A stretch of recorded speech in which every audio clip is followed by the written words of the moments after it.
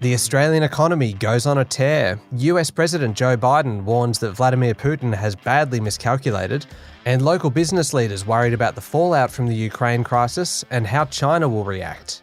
It's Wednesday, the 3rd of March, 2022.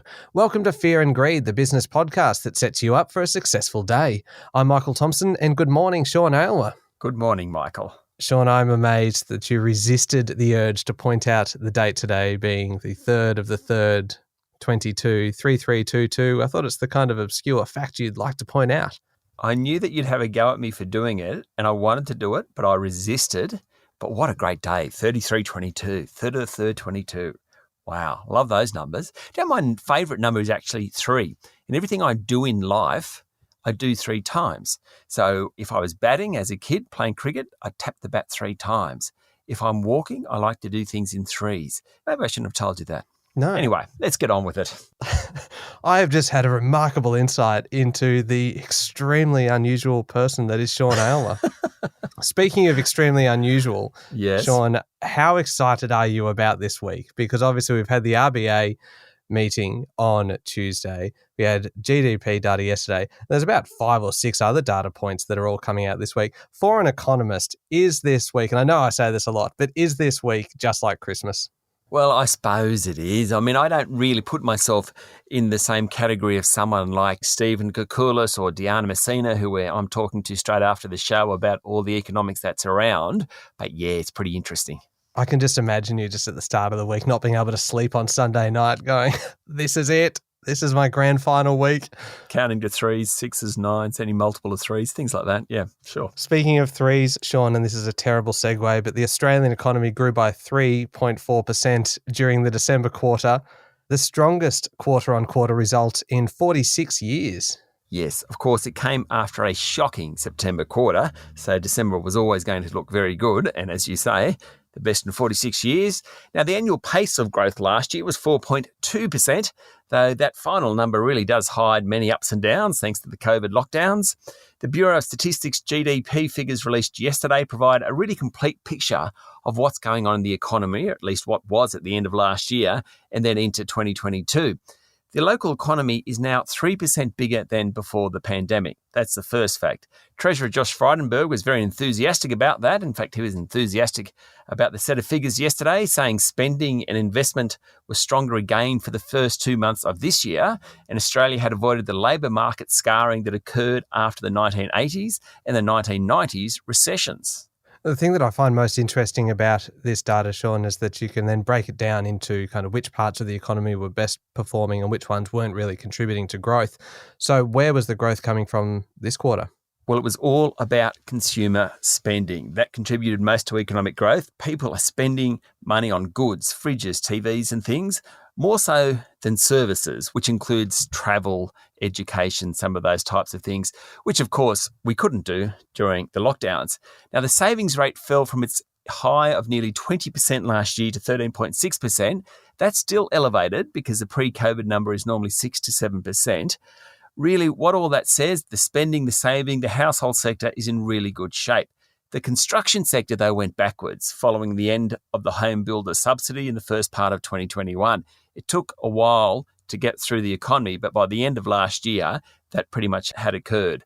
Business investment was also lower, net exports were flat, and government spending, which has been a major driver of economic activity, particularly during the COVID period, fell last quarter for the first time since 2017.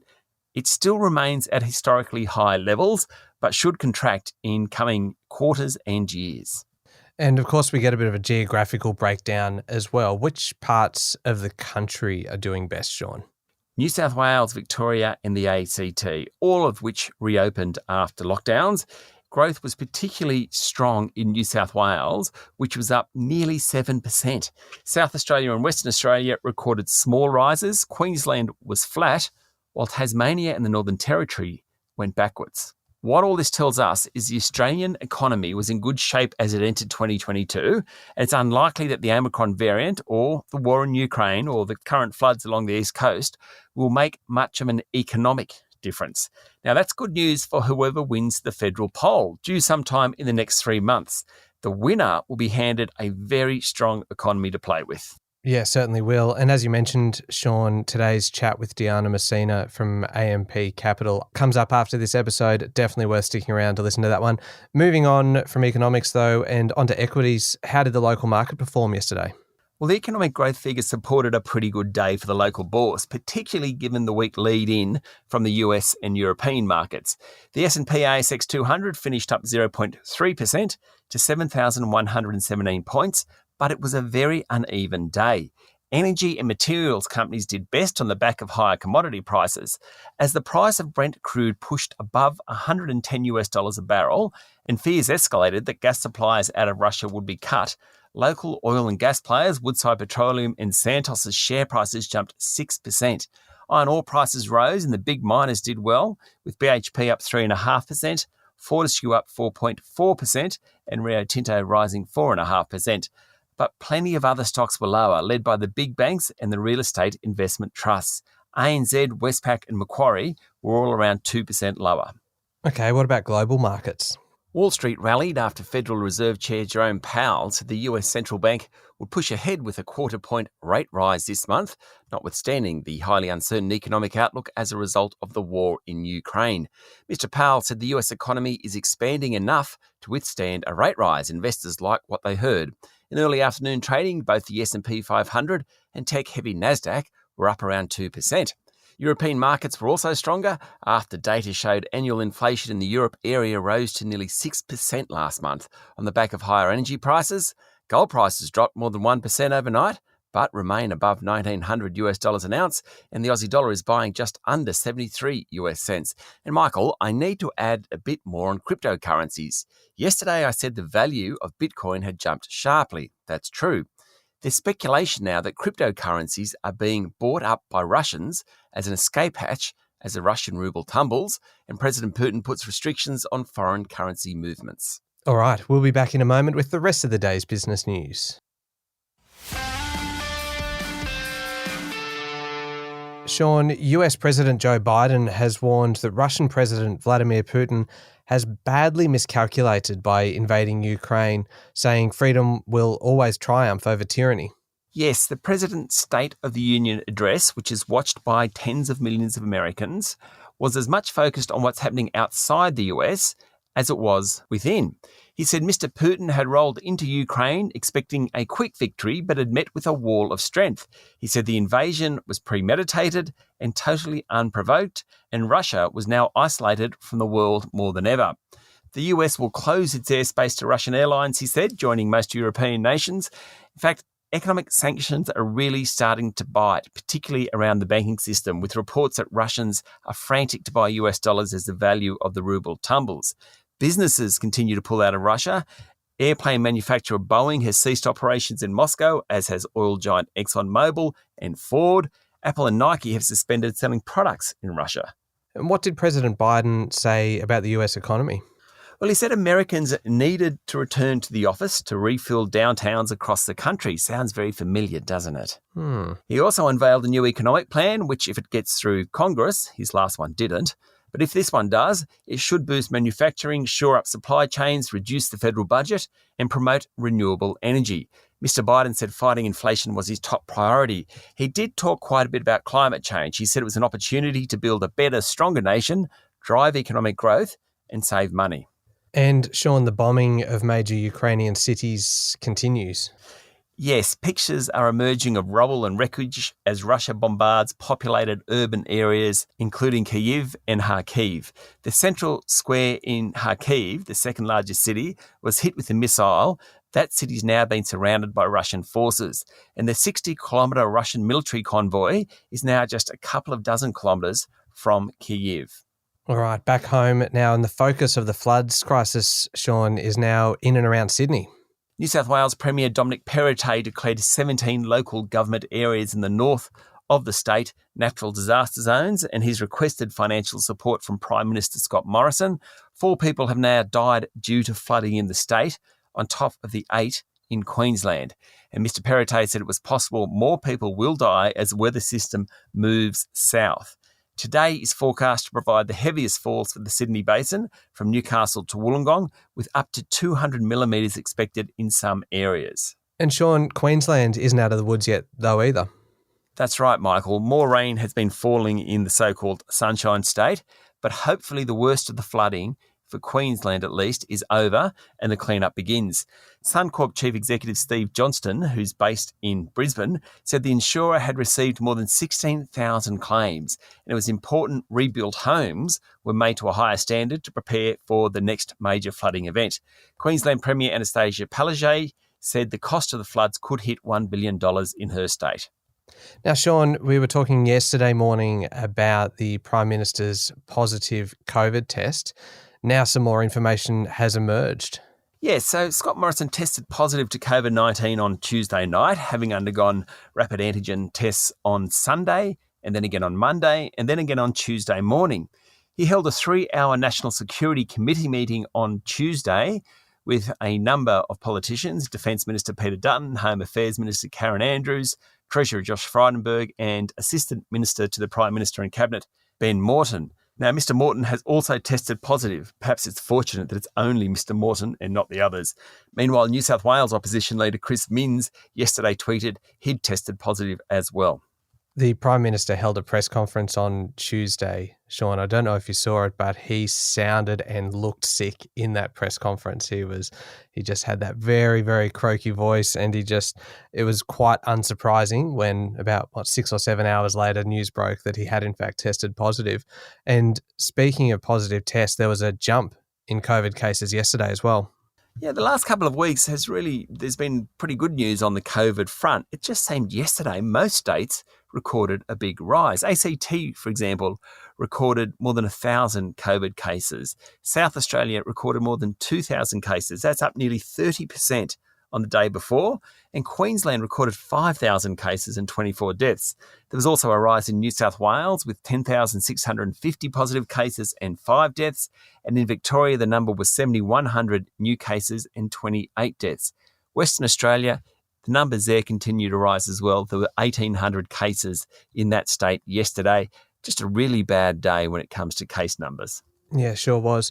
Now, we talked earlier about the war in Ukraine, and another angle to the whole conflict is the impact on business. And it's put some business leaders on high alert about Australia's relations, not just in Europe, Sean, but closer to home as well. Yes, while the fighting in Russia will feed through to higher petrol and energy prices and potentially food prices, it does have limited direct impact. In contrast, if China was to invade another country, such as Taiwan, the impact would be much, much greater, would feel it much, much more. The chair of BHP, Ken McKenzie, yesterday said Australia's tensions with China presented a much greater risk for the big Australian than what's going on in Europe. He said BHP's relations with suppliers and customers in China had never been stronger, and he did remain optimistic about the future, but he is worried about what's going on. The chair of ANZ and Optus, Paul O'Sullivan, said boards are looking at different ways the current war could play out and what other situations could arise. He said it was important to fly 20 minutes ahead of the plane, is how he put it, meaning all these big companies undertake scenario planning just in case some sort of geopolitical conflict breaks out in our region. Okay, Sean, what's making headlines in today's news media? The Financial Review is reporting that insurer IAG is fighting nearly $300 million in claims related to the collapse of financier Greensill Capital, saying it was in the dark about policies a half-owned insurance agency was signing. And The Australian is saying that the federal government's budget, due at the end of the month, will fuel Australia's post-COVID revival by investing in regions, infrastructure, business incentives, manufacturing, defence, skills, housing and energy. All right, running through some of the other stories around today, Optus has written to the ACCC claiming that rival Telstra has blocked a 5G push for 2.5 million regional Australians and wants an inquiry into allegedly anti-competitive conduct. That's according to the Financial Review. Telstra's behaviour could delay any return on the $1.5 billion that the Singtel-owned telco spent on spectrum late last year. Spectrum determines how much capacity a given mobile network can carry over certain distances or bands, and Optus says Telstra has blocked it from expanding 5G to 1,000 locations. Core Lithium is the latest Australian miner to strike an agreement with electric vehicle manufacturer Tesla and will sell up to 110,000 tonnes of lithium spodumene concentrate over 4 years. Now, spodumene has a high level of lithium within its ore and is sought after by electric vehicle makers. Core Lithium's share price jumped 17% on the news yesterday. I had never heard of spodumene until about 8 seconds ago. I had to look up how to pronounce it, spodumene, and it's actually a really great lithium concentrate within ore, and it's kind of what everyone wants because it has about 8% lithium, whereas non-spodumene has about 1 to 2% lithium. Sean Aylmer, spodumene expert. You've just taught me something. Thank you. One last quick one, Sean. Sigma Healthcare has upgraded its earnings guidance for the financial year ending January 31. Sigma provides rapid antigen tests, and obviously demand for them has been somewhat strong. All right, Sean, what's the key overseas news this morning? The United Nations General Assembly emergency session has been meeting for 3 days now, and the majority of countries have urged support for a UN resolution demanding an immediate halt to Moscow's offensive and the withdrawal of all Russian troops from Ukraine. Even Afghanistan and Myanmar, where coups have ousted elected governments recently, supported the motion. But not everyone. Suriname said it had good relations with Russia and Ukraine. South Africa said a diplomatic solution should be reached. And Cuba and North Korea, not surprisingly, opposed the motion. And Michael, an update on the burning ship that had $400 million worth of Audis and Bentleys and Porsches and Lamborghinis on board. That's the one which was carrying electric vehicles and batteries on those EVs caught alight, setting the whole ship alight. The ship, which was on the way to Rhode Island in the US, caught fire, was being towed off the coast of Portugal, and it sunk, taking all its cargo with it. I think that's the fourth update you've now provided us on this burning ship. It's such a good story, though. It is. And can we expect salvage updates from you as well? Those poor Bentley and Porsche owners trying to work out where their vehicles are. Do I detect any sympathy in there at all, Sean? None whatsoever. All right, up next is the Fear and Greed Daily interview. And as we mentioned, Sean, today you're speaking with Diana Messina, senior economist at AMP, and probably the only person as excited as you about this week. Well, yes, she is fantastic. Great ability to put economics into English, which many economists don't have, but Diana certainly does. We talked all about yesterday's GDP numbers, what the Reserve Bank's doing, and, of course, when interest rates are going to rise. Yeah, that's up next in the Fear and Greed playlist on your podcast platform or at fearandgreed.com.au. Thank you, Sean. Thank you, Michael. Do you mind if I do the sign-off? Yeah, please. Go for it. It's Thursday, the 3rd of the 3rd, 2022. That's 3322. Make sure you're following the podcast. Join us online on LinkedIn, Twitter and Facebook. I'm Sean Aylmer, and that is Fear and Greed. Have a great day.